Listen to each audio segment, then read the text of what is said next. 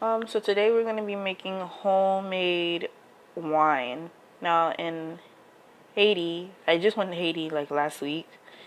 So we did this, but I didn't know it was like that popular. I thought it was just only my grandmother that did it. I know Mexicans do it from the research I have done, but in Haiti they said to leave the pineapples for a very long time to make homemade wine. And I did try this past week, and I did it with grapes. This is a new bottle of grapes. It tastes very, very good. So this is how it is. You could blend the grapes up, but I just left them whole. So you see how they fermenting? Yeah. So this tastes really, really, really good. So starting off, I took some pineapples. I'm gonna make pineapple today. I took some pineapples and blending it. They usually use the pineapple skin, but I just wanted to use the whole fruit today.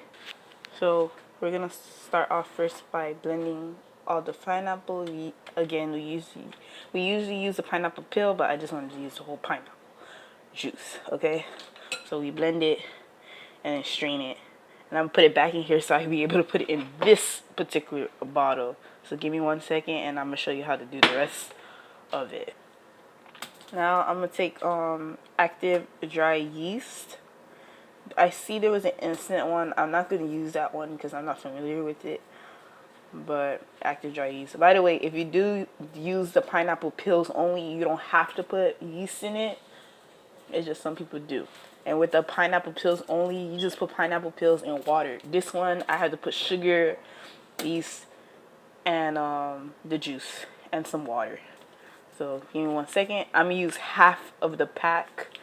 That's how I measure it. Sometimes I eyeball it. Sometimes I put the whole pack in. So it depends on how strong you want it. So I just put half of the pack. So I put the yeast in there. Okay. So I'm about to pour the pineapple juice inside. So my camera messed up. So I'm sorry if I'm doing like such a crazy job on making this video.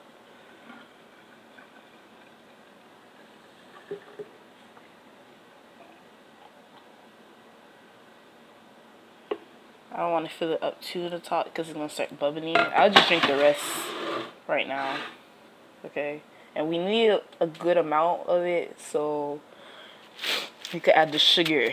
Now, the sugar, I use dark brown sugar or light brown sugar. You use agave sugar. Some people put honey in it. Any type of sweetener, because the yeast needs to eat something. It needs to eat something. And it does taste very, very good, by the way. So then you put the sugar in, and it's not bubbling yet, but it's going to start bubbling like this one, as I showed you guys before. See, this is going to taste very good by the end. And the grapes, when you take them out, is going to be very purplish inside. Right now it's clear, but it's going to be very purplish, and I love the color that comes out too. By the way, you could do the same thing to make apple cider vinegar. I'll make a video on that. But this is my apple cider vinegar. I'm going to leave that for 2 weeks. The longer for the pineapple, the longer you leave it, you can actually make a pineapple vinegar. Nobody trying to drink no pineapple vinegar, so I'm not going to do that. So give me 1 second, and I'm going to do that right now. So take some sugar. And this is going to fall all over the place. Oh, God. So I don't really have a measurement on how much sugar you should put in. I just put enough to reach the top.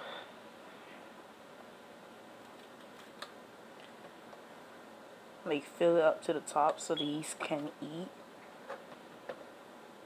I do see a lot of my family members, they put 2 spoons.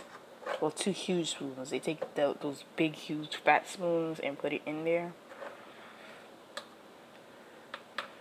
But that's fine. So that's how much sugar I'm going to put in there. Clean it off. See, I'm making a mess. But it's alright. Everything's clean. So now we're going to wrap it like this. Now the reason why you do not want to put a cap on here, this bottle will explode if you put a regular cap on there. So we're not going to do that, 'cause I am not trying to get hurt when I'm sleeping, okay? Tie it after. Ooh, my bad. Now what you can do for covering the top, you can take a regular paper towel or a coffee filter or a nut milk sack bag and put it on top and wrap it around. I don't have any of that.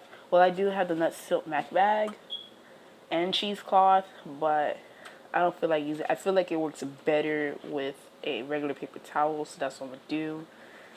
And I'm gonna place it right on top and make sure everything is covered because it has to ferment and it has to breathe.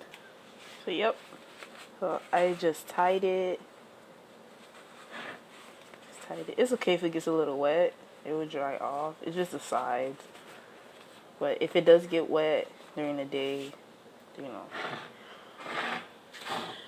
And this is going to be the pineapple one. And this is the grape one. I will come back and do an update for you guys.